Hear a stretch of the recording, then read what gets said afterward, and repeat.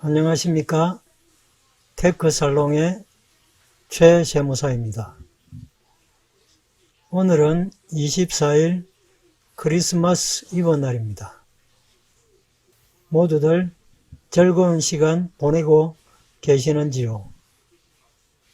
저도 예년 같으면 가족들과 함께 영화도 보고 저녁도 먹고 했을 텐데 올해는 꼼짝없이 방콕 신세가 되었습니다.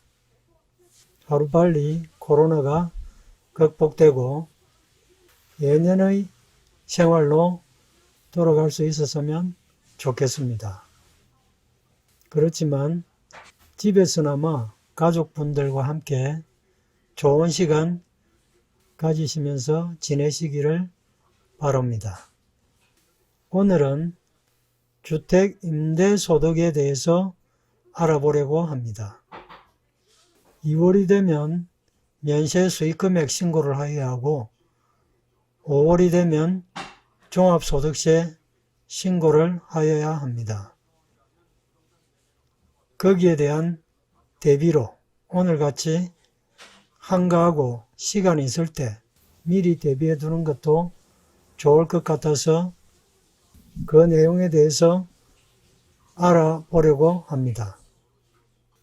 그럼 자료를 보면서 말씀드리겠습니다. 첫 번째, 소형주택의 임대소득 과세에 대해서 알아보도록 하겠습니다. 세법에는 전용 면적 40제곱미터 이하이고 기준시가가 2억 원 이하인 주택을 소형주택이라고 합니다. 이 소형주택은 보증금에 대한 간주임대료 계산 시에는 임대주택수에 포함되지 않습니다. 그렇기 때문에 간주임대료의 계산 대상이 아닙니다. 간주임대료 계산을 해서 소득세를 부과하지 않는다는 뜻입니다. 하지만 이 소형주택도 두 채 이상을 소유하고 거기에 따라서 월세가 발생한다면 월세 발생 부분은 과세 대상이 됩니다. 두 번째, 임대주택 수의 계산에 대해서 알아보겠습니다. 첫 번째, 보유주택은 모두 합산하고, 이 말은 자기가 가지고 있는 보유주택을 모두 합산한다는 의미고, 부부는 합산합니다. 부부 합산이기 때문에 두 번째, 자녀의 주택은 합산하지 않습니다. 세 번째, 소형주택은 주택수에 포함되지 않습니다. 2주택 이상자는 월세에 대해서 소득세를 부과하고 3주택 이상자의 경우에는 월세와 보증금에 대해서 과세를 하게 되는데 소형주택은 주택수에 포함시키지 않고 따진다. 그런 뜻입니다. 소형주택 하나가 있고 일반주택 하나가 있다면 전세 보증금에 대해서는 부과가 되지 않지만 월세를 두 군데에서 받는다면 과세 대상 임대소득이라고 하겠습니다. 다음에 다가구 주택의 경우에는 한 주택으로 보되 통으로 보아서 하나의 주택으로 보되 그 다가구 주택을 칸을 질러서 구분 등기를 한 경우에는 각각을 한 주택으로 봅니다. 또 다음에 공동소유주택의 경우에는 지분이 큰 사람의 소유로 합니다. 첫 번째는. 또 두 번째는 지분이 큰 사람이 두 사람이면 그 두 사람 각각의 주택으로 합니다. 그렇게 하되 만약에 둘 중에 한 사람을, 즉 지분이 큰 사람 두 사람 중에 한 사람을 특정하여서 이 집의 임대 수입은 모두 누구로 정한다, 즉 귀속자로 정한다면 귀속자로 정해진 그 사람의 소유가 된다는 뜻입니다. 그 사람의 소유가 되고 임대 수입도 그 사람 혼자에게 귀속된다는 뜻이죠. 다만 부부 합산 2주택자 이상인 경우에는 소수 지분자의 임대소득도 합산 과세됩니다. 부부가 2주택자 이상일 경우에는 지분이 소수의 지분이라 하더라도 그 지분도 임대소득에 대해서 합산과세한다 이런 뜻입니다. 또 2020년 귀속분부터는 소수지분 소유자라 하더라도 당장 올해에 해당되는 것이죠. 첫 번째, 해당 주택에 대한 소수지분의 임대소득 수익금액이 연간 600만원 이상인 경우 자기의 지분이 5%인데 그 5%의 연간 임대 수익금액이 600만원이더라. 그러면 합산과세된다. 이런 뜻이고, 두 번째는 과년도 말, 즉 2020년 귀속이라면 2019년도 말 또는 양도시에 기준시가 9억 원을 초과하는 주택의 지분을 30%를 초과하여 공동 소유한 경우는 합산과세됩니다. 과년도 말 양도시에 기준시가 9억 원을 초과하는 주택의 지분을 30%를 초과하면 수익금액이 연간 600만원에 미달하더라도 공동 소유한 경우는 이제 합산과세가 된다는 뜻이 되겠죠. 다음으로 전대와 전전대의 경우에는 임대인과 임차인 각각의 소유가 됩니다. 전대라는 것은 주택을 임차를 하여서 그 임차자가 다시 타 임차인에게 임대를 주는 것을 전대라고 하고, 전전대라는 것은 그 전대자로부터 임차를 받은 임차인이 다시 임대를 할 경우에 전전대라고 하는데, 그럴 경우에는 임대를 준 사람과 또 임차를 받아서 다시 전대를 하고 전전대를 하는 임차인도 집의 소유자가 된다. 그러니까 각각 그 집에 대한 주택수가 늘게 된다는 의미죠. 세 번째, 과세 대상 주택에 대해서 알아보도록 하겠습니다. 첫 번째, 1주택인데 과세되는 경우는 어떤 경우냐 하면 국외 주택을 가지고 외국의 주택을 가지고 있으면서 그 외국의 주택에서 월세 수입이 발생할 때에는 1주택이라 할지라도 과세가 된다. 그런 의미입니다. 두 번째는 기준시가 9억 초과 주택을 가지고 1주택이지만 9억 초과 주택을 가지고 월세 수입이 있다면 그 주택은 과세되는 1주택이 됩니다. 두 번째는 과세되는 2주택. 2주택의 경우에는 모든 월세 수입을 과세하게 되어 있습니다. 대신에 전세보증금은 과세 대상이 아닙니다. 그 다음에 세 번째, 4번이라고 적게. 세 번째, 과세되는 3주택은 모든 월세가 과세가 되고, 두 번째, 소형주택이 아닌 주택을 세 채 이상 소유하고, 소형주택이 아닌 주택을 세 채 이상 소유하면서 전세보증금의 합이 3억 원을 초과하는 경우에 전세보증금에 대해서도 과세를 한다. 이런 의미입니다.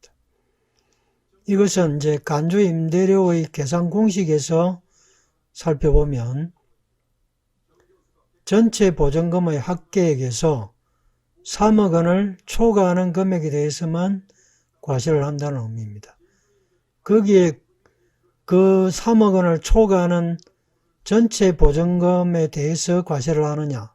그것이 아니고 그것의 60%에서 60%를 과세를 하되 다시 정기예금 이자율을 곱하게 되어 있습니다. 여기에서 다시 기장신고를 한 경우에, 그러면 추계신고를 한 경우는 해당이 없겠죠. 기장신고를 한 경우에는 임대사업 부분에서 발생할 금융수익인 이자와 배당, 발생할이 아니고 발생한 금융수익인 이자와 배당의 경우에는 차감을 해주게 됩니다.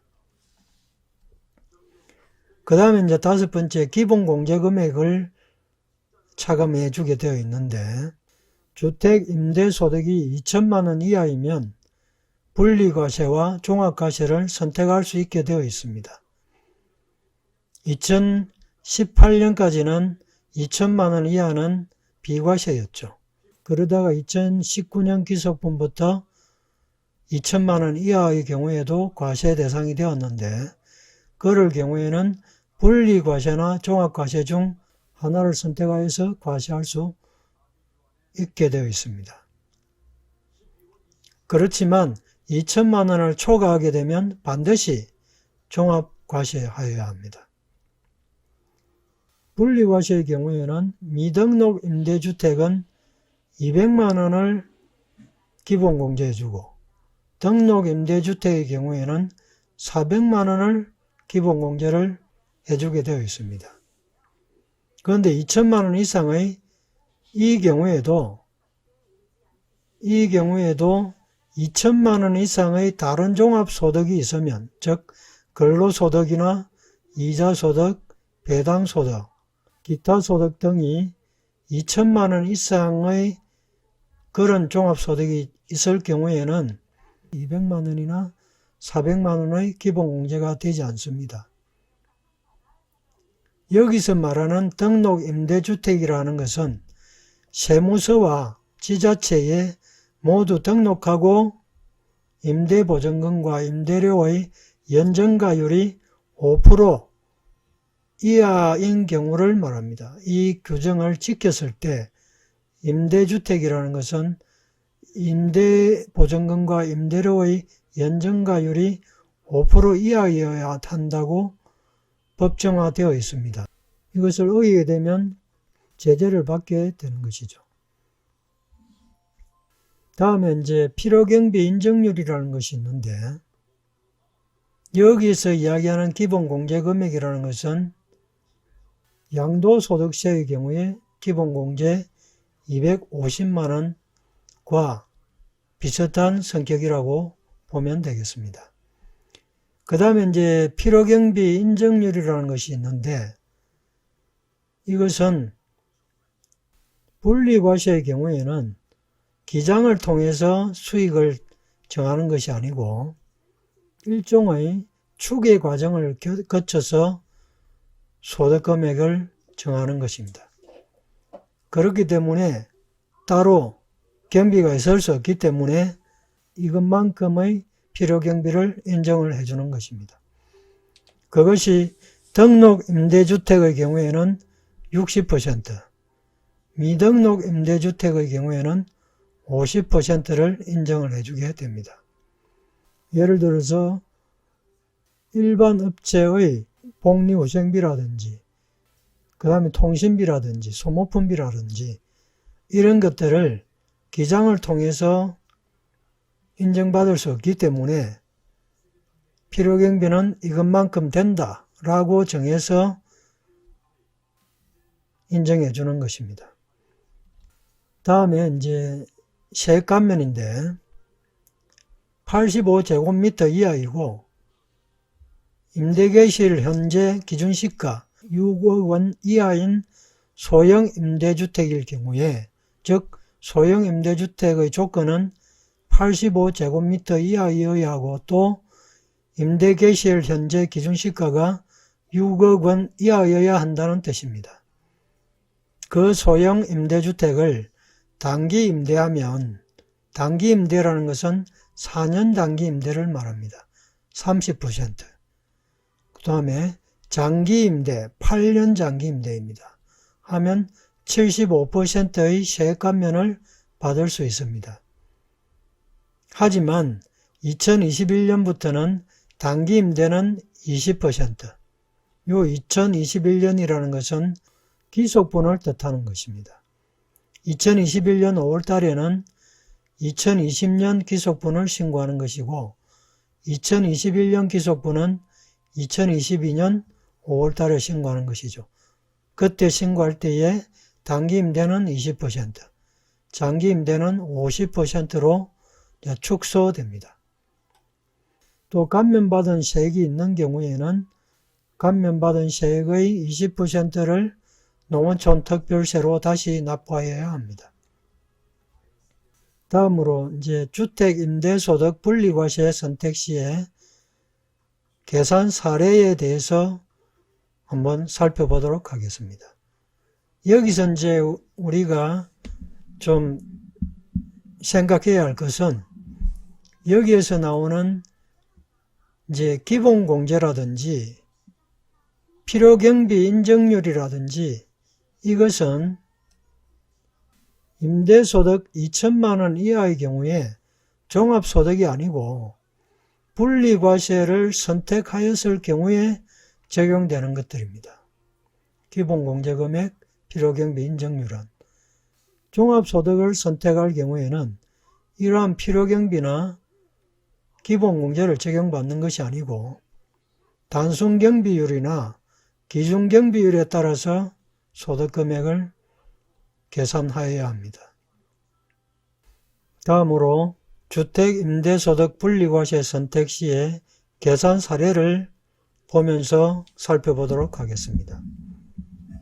만약 연간 임대소득이 1,800만 원이라고 한다면 이제 장기 등록 임대사업자의 경우를 계산을 해보면 소득세는 1,800만 원에서 1,800만 원의 필요경비 인정률이 등록임대주택이니까 60%를 빼주고 그 다음에 기본공제금액이 등록임대주택은 400만 원이라고 했으니까 400만 원을 차감한 금액에 소득세율은 14%입니다.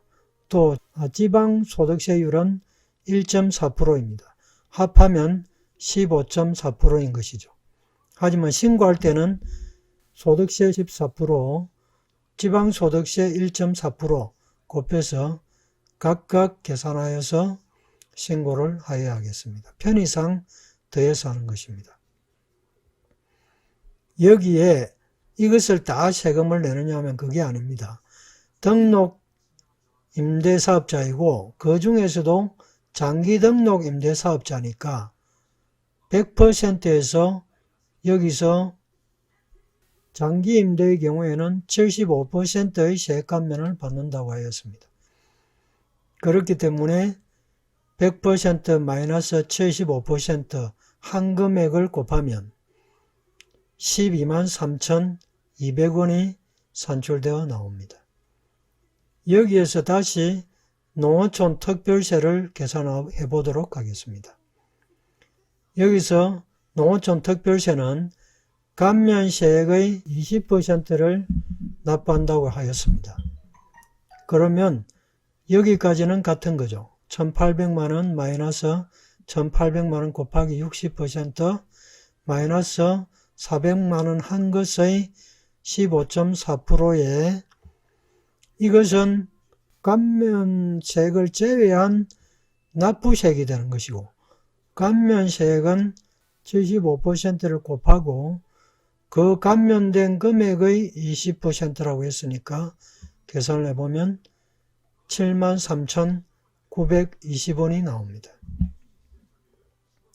두 개를 합하면 세액합계는 197,120원이 되겠습니다. 두 번째 이제 미등록 임대사업자의 경우에는 1,800만 원에서 미등록 임대사업자의 필요경비 인정률은 50%입니다. 50%를 차감하고 다시 기본공제금액은 200만 원이라고 하였습니다. 200만 원을 차감하고 거기에 세율을 적용합니다. 15.4%. 그런데 미등록 임대사업자는 세공제가 없습니다. 기본공제 200만원과 필요경비 인정률 50%까지는 되지만 등록 임대사업자가 아니기 때문에 세공제액은 없이 그대로 납부세액이 산출되어 나옵니다. 107만 8천 원을 납부해야 합니다. 그러면 장기등록 임대사업자에 비해서 8배, 9배 정도 더 많은 세금을 납부하게 되는 것이죠. 하지만 주택 임대소득에 대한 세금이 아직까지는 그렇게 높아 보이지는 않습니다. 1,800만원 대비 12만 3천원 하면은 약 0.7% 정도 될 것 같네요. 장기 임대 등록을 하게 되면 약 0.78%의 세금을 내는 것이니까 그렇게 많은 세금을 내는 것이다. 이렇게 보이지는 않습니다. 하지만 이 필요경비 인정률을 조금만 낮춘다든지 또 세액 감면을 조금만 축소를 한다든지 이렇게 되면 상당히 많은 세금이 증가할 가능성도 있는 것입니다. 그렇기 때문에 이제 차후 정책 방향이 어떻게 되느냐에 따라서 주택 임대사업자의 세 부담은 상당한 부분 변동의 가능성도 있을 수 있다. 이렇게 생각이 됩니다. 예, 오늘은 앞으로 다가올 2월 면세 수익금액 신고 그리고 5월 종합소득세 신고를 대비하여 주택 임대소득의 내용에 대해서 살펴보았습니다. 오늘 크리스마스 이브인데 남은 시간 즐겁게 보내시고 편안한 밤 보내시기 바랍니다. 감사합니다.